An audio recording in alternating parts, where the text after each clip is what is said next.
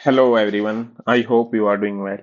तो आज क्या क्या इंपॉर्टेंट न्यूज आई है आज के न्यूज़पेपर में वो हम देखेंगे। आज है 17 अक्टूबर को क्या क्या इंपॉर्टेंट न्यूज आई है यूपीएससी पर्सपेक्टिव से वो हम देखें।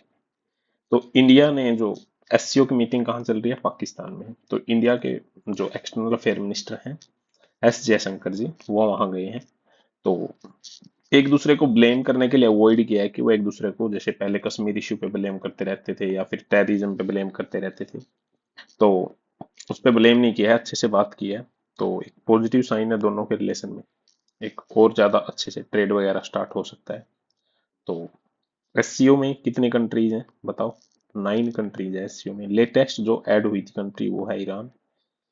इंडिया और पाकिस्तान कब ऐड हुए थे? 2017 के अस्थाना डिक्लेरेशन में। ठीक है। एससीओ बना कब था? 2001 में संघाई कोऑपरेशन ऑर्गेनाइजेशन, एशियान नाटो इसको बोला जाता है। तो ये था इसके बारे में, एससीओ के बारे में। तुर्कमेनिस्तान इसका मेंबर नहीं है, बाकी सारी सेंट्रल एशियन कंट्रीज की मेंबर्स हैं। तो आगे चलते हैं। अब जम्मू कश्मीर के नए सीएम बन गए उमर अब्दुल्ला। तो उन्होंने कहा है कि जो यूटी का स्टेटस है, पहले जम्मू कश्मीर क्या था? स्टेट था एक। क्या था? एक स्टेट था। फिर सेंट्रल गवर्नमेंट ने क्या कर दिया? यूनियन टेरिटरी बना दिया इसको। तो ये कह रहे हैं इनको फिर से दोबारा से स्टेट का स्टेटस दो, कि जम्मू कश्मीर को एक स्टेट बनाओ। सबसे पहले तो इम्पोर्टेंट चीज ये है कि एक आर्टिकल 2 है। आर्टिकल 2 है, एक है आर्टिकल 3। आर्टिकल 2 में क्या है, जो इंडिया से बाहर से जो स्टेट आएगा, जैसे मतलब बाहर से कोई भी स्टेट है, मान लो सिक्किम है, पहले इंडिया का पार्ट नहीं था वो, 1976 में बना था, 75 में सॉरी। तो उसके लिए क्या है? आर्टिकल 2। और जो इंडिया के अंदर है उसमें जो पार्लियामेंट है वो उसका नाम चेंज कर सकती है, या फिर मतलब उसको डिवाइड, मतलब कि स्टेट में डिवीजन कर सकती है। जैसे आंध्र प्रदेश से तेलंगाना बना 2 जून 2014 में। या फिर क्या है, यूनियन टेरिटरी को स्टेट डिक्लेयर करती है, स्टेट को यूनियन टेरिटरी डिक्लेयर कर सकती है। ये किसका काम है? पार्लियामेंट। तो ये आर्टिकल 3 से रिलेटेड है। स्टबल बर्निंग के केस काफी ज्यादा हो रहे हैं हरियाणा एंड पंजाब में। तो सुप्रीम कोर्ट ने बोला है कि देखो, समन्स किया है चीफ सेक्रेटरी को कि ये सब नहीं होना चाहिए, इनके ऊपर पेनल्टी लगानी काफी जरूरी है। इंपॉर्टेंट चीज क्या है? CAQM, commission on air quality management. ये क्या काम करता है? ये जो दिल्ली और एनसीआर, दिल्ली और इसके एनसीआर का जो एरिया है, नेशनल कैपिटल रीजन, तो उसमें जो स्टबल बर्निंग और एयर क्वालिटी है उसको रेगुलेट करता है। तो CAQM कब बना था? स्टार्टिंग में बना था EPCA, environment protection control authority, supreme court के गाइडलाइन से। लेकिन फिर इसको क्या कर दिया गया, ये एक मतलब कि रिजोल्यूशन से बनाई गई बॉडी थी। तो फिर हमने क्या किया, एक एक्ट के थ्रू अलग बॉडी बनाई, CAQM, commission on air quality management. तो इसकी काफी ज्यादा पावर है और ये एक स्टेचुटरी बॉडी है। 2017 के आसपास ये बनी थी। नेक्स्ट क्या है? सेंटर ने MSP कुछ जो मतलब कि क्रॉप्स हैं उनके लिए बढ़ा दिया है। Cabinet committee on economic affair, जो MSP है, मिनिमम सपोर्ट प्राइस, उसको रिकमेंड कौन करता है? CACP। और उसको अप्लाई कौन करता है? CCEA। ठीक है, cabinet committee on economic affair. ठीक है। तो MSP कितनी फसलों के लिए दिया जाता है? 23 जो क्रॉप्स हैं उनके लिए अभी तक दिया जाता है, एज पर माई अपडेट्स। आप चेक कर लेना बाकी। तो वीट भी उसमें है, बार्ले भी है, ग्रेम भी है, लेंटिन भी है, रेपसीड और मस्टर्ड और सेफ्लोवर, ये सब है। तो नेक्स्ट चलते हैं।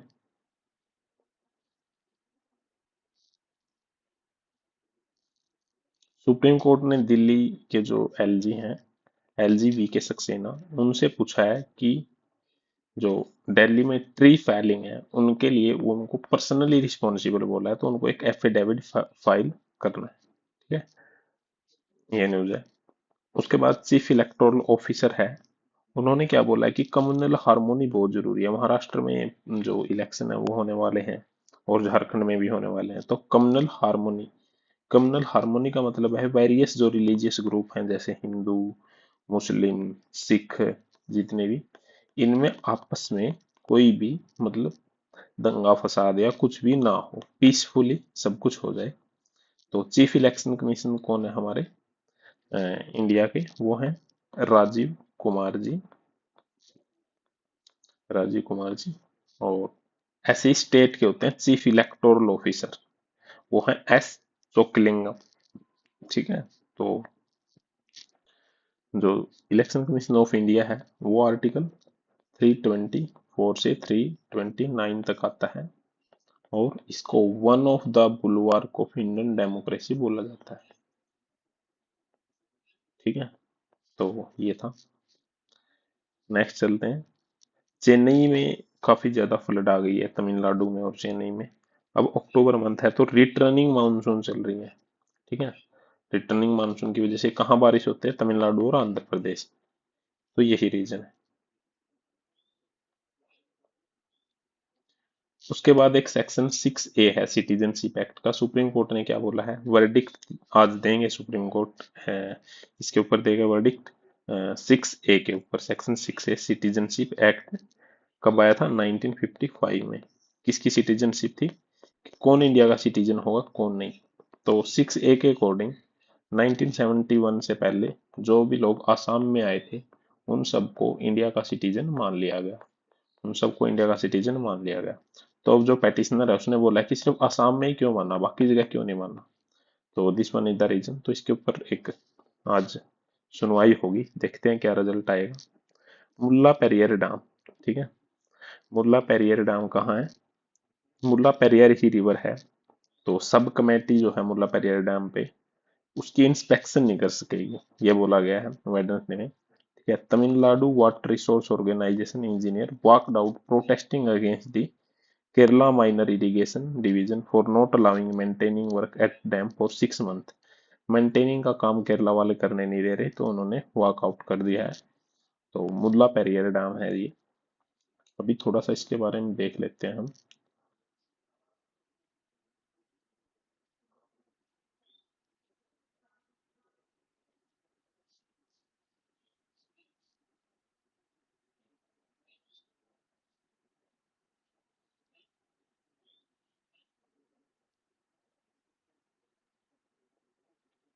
तो दो रिवर हैं, मुल्लायार और पेरियार। तो इनके कॉन्फ्लुएंस पे है ये डैम। ये आपको इमेज दिखाई दे रही है। तो तमिलनाडु और केरला, तो ये डैम है, इन दोनों के बीच में टसल चल रही है इस डैम को लेके। ठीक है। मुल्ला पेरियार डैम, मुल्लायार और पेरियार रिवर जो हैं उनके जो मतलब कि कॉन्फ्लुएंस पे है डैम। इंटायरली लोकेटेड कहाँ पे है? केरला में है। ये तमिलनाडु आ गया तो डैम यहाँ है। पेरियार टाइगर रिजर्व, मुल्ला पेरियार डैम, ये रहा हमारा मुल्ला पेरियार डैम केरला में बिल्कुल। ठीक है। लेकिन अगर सुरुलियार हाइड्रो पावर प्रोजेक्ट पूछें तो वो कहाँ है? तमिलनाडु में। ठीक है। तो इसके ऊपर काफी ज्यादा जजमेंट भी आई है और पैनल भी बनाया गया है। ये इशू अभी तक पूरा सोल्व नहीं हुआ है। कॉन्स्टिट्यूशनली ये article 17 state list, 56 union list और आर्टिकल 262 इसके अंडर आता है। तो ये है मुल्ला पेरियार डैम। आगे चलते हैं।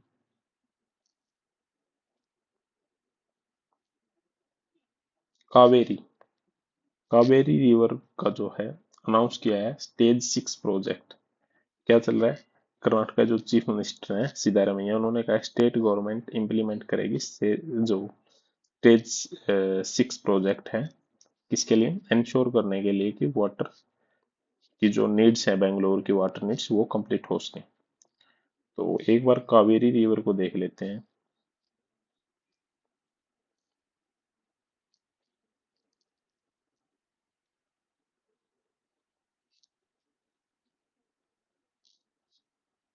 सबसे बड़ी रिवर कौन सी है साउथ की? ठीक है। तो इमेजिनेशन में ही देख रहे, कावेरी रिवर का मैप है जो,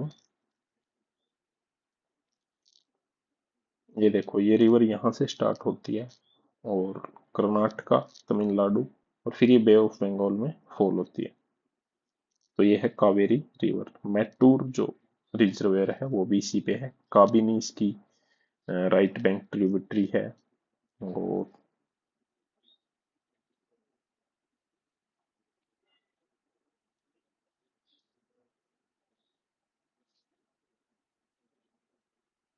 तो ये कावेरी रिवर है।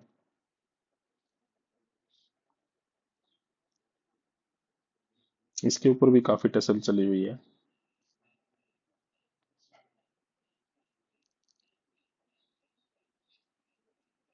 देखो, जो एक आईएएस ऑफिसर हैं उनका कैडर चेंज कर दिया था, तो फिर वो कैट में गए थे, सेंट्रल एडमिनिस्ट्रेटिव ट्रिब्यूनल। तो उन्होंने भी इसकी प्ले को रिजेक्ट कर दिया था। और अब जो सुप्रीम कोर्ट, हाई कोर्ट है सॉरी, उन्होंने भी रिजेक्ट कर दिया। कैट पार्ट 14A में आता है। 14A, आर्टिकल 323A, एंड ये आता है सेंट्रल गवर्नमेंट के लिए, और 323B स्टेट गवर्नमेंट के लिए। ठीक है। The battle for justice in the city of Joy, जो कलकत्ता में जो रेप केस हो रहे हैं बार बार, उसके लिए ये है, आर्टिकल आया है कि जो कलकत्ता में वो फीमेल के साथ जो हुआ था, ठीक है, women doctor RG car medical college जो है वहाँ पे, तो उसमें जो लोग हैं, सिटी ऑफ जॉय थी कलकत्ता, अब वो सिटी ऑफ प्रोकेशन बन गई है। ठीक है। तो वोमेन्स हैं वो काफी गैदर्ड हुई हैं, काफी लार्ज नंबर में, तो लोग प्रोटेस्ट कर रहे हैं, स्लोगनिंग कर रहे हैं। तो इशू क्या है, लोग और मतलब पीपल और गवर्नमेंट के बीच में क्या डायनेमिक्स है। जो जूनियर डॉक्टर्स हैं वो भी काफी हिस्टोरिक स्ट्राइक पे हैं, और उन्होंने बोला है कि 10 पॉइंट चार्टर डिमांड किया है कि वो सारी जो उनकी डिमांड्स हैं वो फुलफिल की जाए। दुर्गा पूजा पे जो बहुत सारे लोग आए थे, वो लोगों ने भी उसमें काफी ज्यादा पार्टिसिपेट किया। तो अब इन्हीं लोगों ने, जिन्होंने वेस्ट बंगाल में किसकी गवर्नमेंट है, तृणमूल कांग्रेस, TMC, जिसमें से उन्होंने फुल मेजोरिटी से TMC को जिताया था, अब वही लोग क्यों उनके अगेंस्ट खड़े हैं। ठीक है। तो वही लोग अगेंस्ट क्यों खड़े हैं और उससे डिमांड कर रहे हैं जस्टिस की। ठीक है। तो इसके लिए हमें और ज्यादा डीप में जाना होगा। जो पॉलिटिकल इकोनॉमी है तृणमूल कांग्रेस की, पॉलिटिकल इकोनॉमी, जिस तरीके से वो रूल करती है, और मोस्टली उसमें जो ज्यादातर उसके सपोर्टर हैं वो हैं middle class and upper middle class, middle class and upper middle class. तो ये जो मूवमेंट है वो भी मिडिल क्लास और अपर मिडिल क्लास का है वेस्ट बंगाल में। ठीक है। तो जो डॉक्टर ड्यूटी पे थी और उसका रेप कर दिया गया और मर्डर कर दिया गया, तो उसमें लोगों ने मतलब क्या किया, बंगाली जो अपर मिडिल और लोअर क्लास हाउस होल्ड्स हैं, उन्होंने काफी ज्यादा इम्पोर्टेंस किसको दे रखी है, एजुकेशन को। किसको देते हैं वो इम्पोर्टेंस, एजुकेशन। तो एंटरप्रेन्योरशिप है वो क्या है, बंगाली में मिस है। बंगाली लोग हैं जो, उनमें एंटरप्रेन्योरशिप नहीं है। ठीक है। तो वो ज्यादा फोकस करते हैं हायर एजुकेशन के लिए।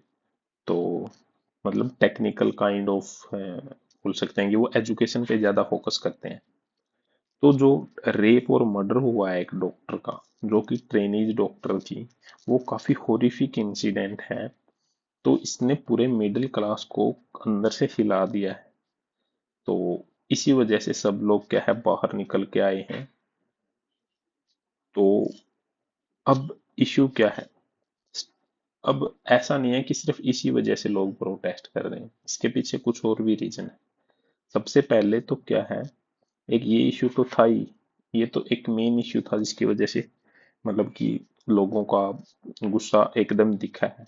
परसेप्शन क्या है, इस मतलब कि सोशल मोबाइलिटी के पीछे, ये एक कुमुलेशन है, बहुत सारे जो अदर मोमेंट है उनका क्या है, कुलिमिनेशन है। ठीक है। क्यों, फ्रस्ट्रेशन है मिडिल क्लास की, किसके बारे में, इकोनॉमी ऑफ स्टेट के बारे में। तो सबसे पहले तो जो जीडीपी शेयर है वो वेस्ट बंगाल का कॉन्टिन्यूसली 10 साल से डिक्लाइन हो रहा है, एक चीज। इन्वेस्टमेंट है वो स्टेट में आ नहीं रहा, वो भी डिक्लाइन हो रहा है।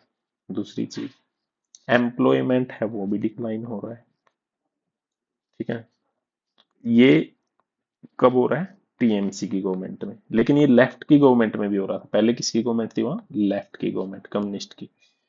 तो लेकिन अब कुछ एक दो चीजें इंपॉर्टेंट हुई थी कि स्कूल टीचर एंड कॉलेज के जो प्रोफेसर हैं उनकी जो मतलब कि वैकेंसी फिल की गई थी वो काफी ट्रांसपेरेंट वे से की गई थी। बट तृणमूल कांग्रेस, वो पहले भी की जाती थी, और तृणमूल कांग्रेस ने क्या किया, इसको भी डिस्ट्रॉय कर दिया। 2022 में एजुकेशन मिनिस्टर को क्या मिला, स्कैम उन्होंने कर दिया कि अपने मतलब कि जो भी उनके जानकार थे उनको टीचर लगा दिया।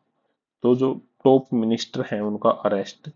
तो इस वजह से इस स्कैम ने क्या किया, बिल्कुल पूरा जो करप्शन था और सब इशू थे उनको रिवील कर दिया। ठीक है। और जो ये आरजी कार कॉलेज है, इसके भी जो प्रिंसिपल हैं उनके ऊपर करप्शन का काफी ज्यादा मतलब कि एलिगेशन लग रखे हैं। करप्ट सिंडिकेट है हेल्थ सिस्टम के साथ। तो लोगों का फिर एक टोटली क्यूमुलेटेड इफेक्ट आया है। इस एंगल को सीबीआई भी देख रही है। ठीक है, एलिगेशन हैं वो, by the police and hospital administration have further strengthened the perception that the system is rigged by ruling party and supporter। जो एलिगेशन है of A cover up by the police, police के द्वारा, and hospital administration, ये सब मिले हुए हैं।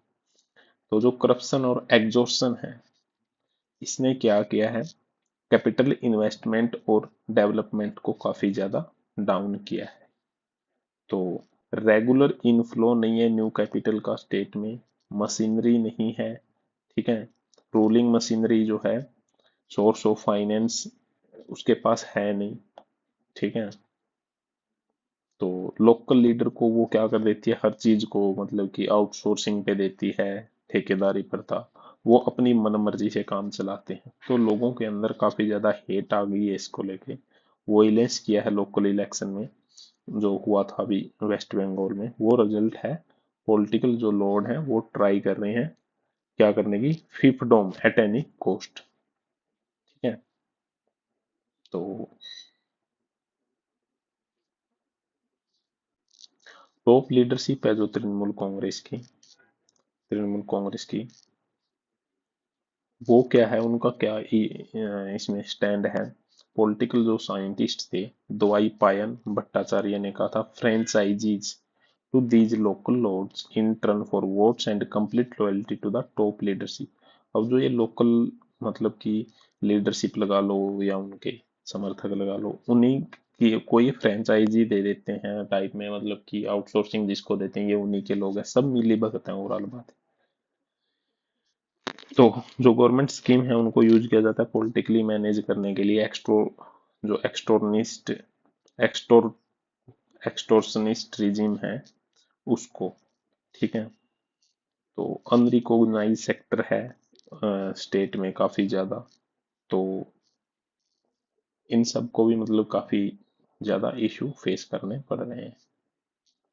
जो ये सिस्टम है वो बेस्ड है एक्सटोर्शन और करप्शन के बीच में एक साइड, तो दूसरी तरफ क्या करते हैं, वो वेलफेयर स्कीम चलाते हैं। इधर साइड इतना करप्शन करते हैं, दूसरी साइड वेलफेयर स्कीम चलाते हैं।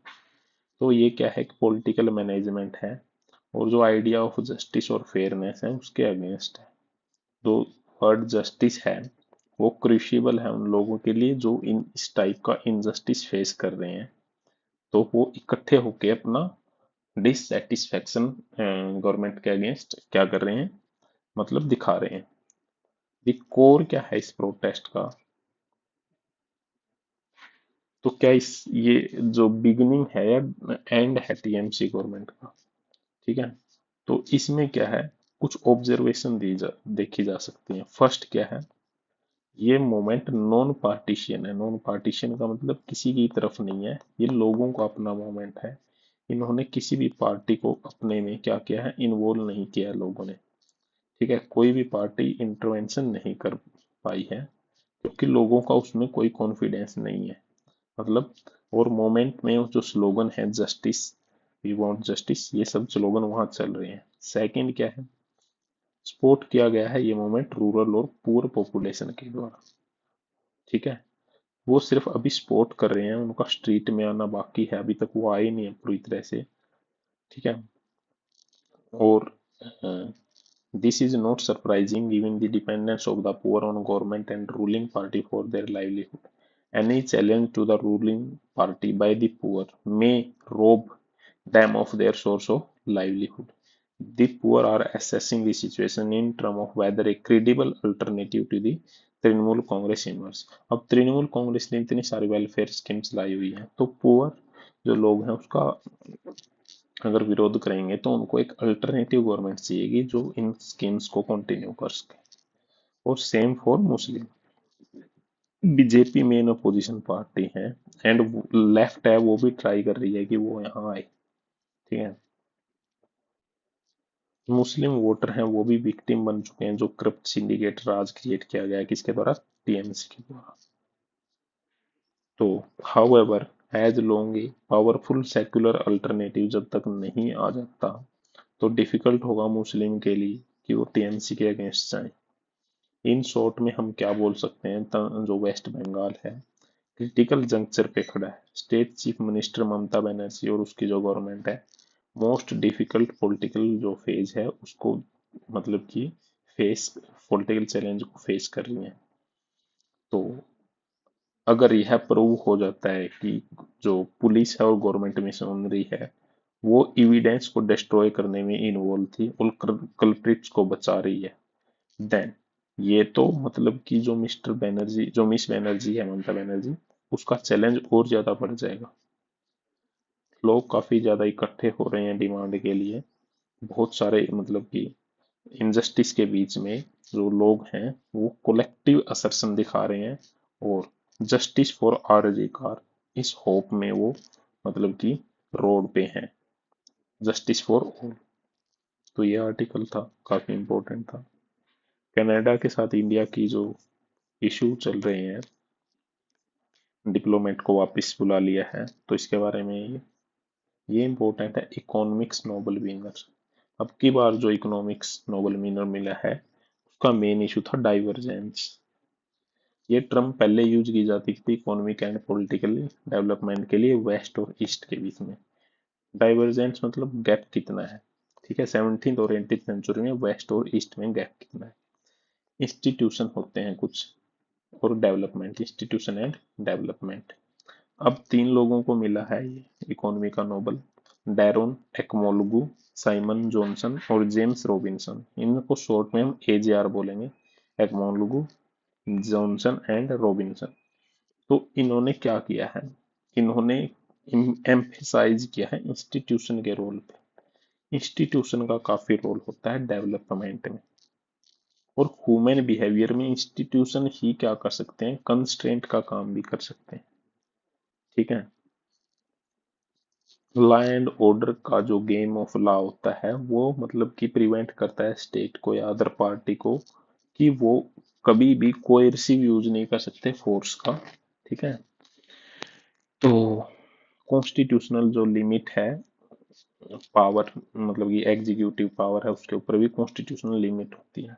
तो इंस्टीट्यूशन एग्जस्ट कर रहे हैं अपना मतलब कि अफेक्ट है इंसेंटिव के थ्रू, टैरिफ फाइन लगा देते हैं जैसे। ठीक है, तो ये सारी चीजें एजेआर ने हाईलाइट किया है। टू टाइप्स ऑफ इंस्टीट्यूशन, एक होते हैं एक्सट्रैक्टिव इंस्टीट्यूशन, एक होते हैं इंक्लूसिव इंस्टीट्यूशन। अब इनके नाम से ही आपको पता चल गया होगा, एक्सट्रैक्टिव होते हैं जो सिर्फ लिमिटेड लोगों के को पावर देना चाहते हैं। ठीक है, एक्सट्रैक्टिव इंस्टीट्यूशन कौन से होते हैं, पहले जो होते थे ब्रिटिश टाइम पे कुछ लोगों के पास ही पावर होती थी। ठीक है, generating prosperity but distribute fruit of growth to small group of elite, elite जो लोग होते हैं बड़े, काफी रिच पीपल। और इंक्लूसिव इंस्टीट्यूशन होते हैं जो मतलब कि काफी ज्यादा लोगों को इंक्लूड करते हैं। तो जो कोलोनियलिज्म था, कॉलोनियल जो पावर थी उस टाइम पे, एक्सटेंसिव इंस्टीट्यूशन काफी ज्यादा थे, Africa, Latin America, South Asia, इन सब जगह पे। ठीक है, तो यहाँ काफी ज्यादा थे, जबकि यहाँ थोड़े कम थे। कहाँ? यूएस में, कनाडा में, ऑस्ट्रेलिया में और न्यूजीलैंड में। तो एजीआर का जो सेमिनल वर्क है, उसने कहा कि कैसे इनकी वजह से इकोनॉमिक जो ग्रोथ है वो इम्पैक्ट होती है। तो इन्होंने क्या कहा है, ये जो एविडेंस है हिस्टोरिकल, वो दिखाते हैं कि जैसे यहाँ पे काफी ज्यादा डेवलपमेंट हुआ है यूएस में, ऑस्ट्रेलिया में। क्यों? क्योंकि यहाँ एक्सट्रैक्टिव इंस्टीट्यूशन है वो कम थे। ठीक है। तो जबकि जो अफ्रीकन कंट्रीज हैं वहाँ पे काफी ज्यादा थे। ठीक है।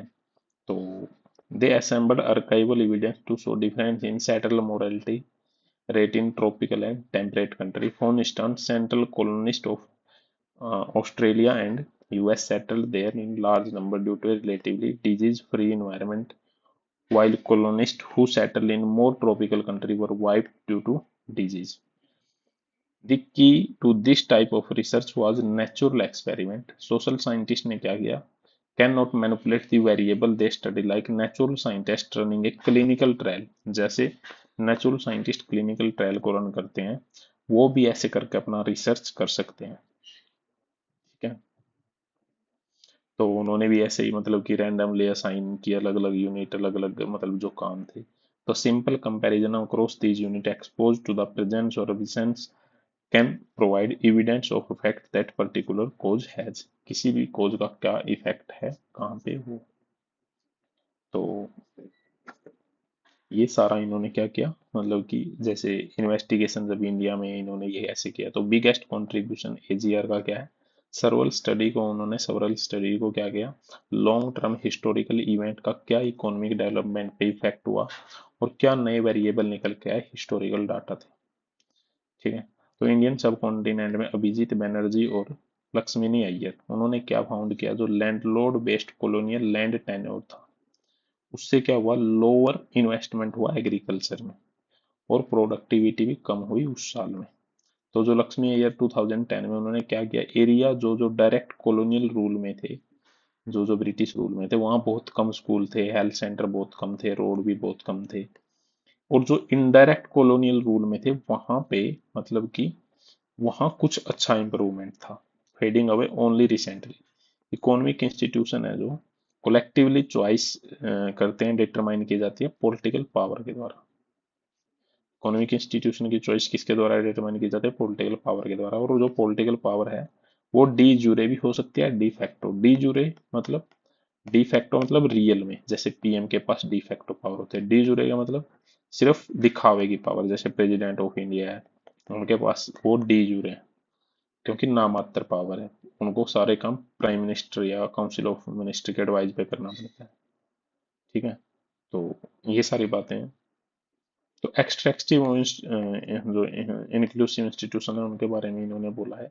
एक पर्सपेक्टिव भी क्या है सामने कि जैसे कि AGR research come into prominence at a time when economic process was moving away from a pre-assumptive policy framework। तो जब हम मतलब प्री एजम्प्टिव पॉलिसी फ्रेमवर्क से दूर जा रहे थे तब ये चीजें आई है। ठीक है।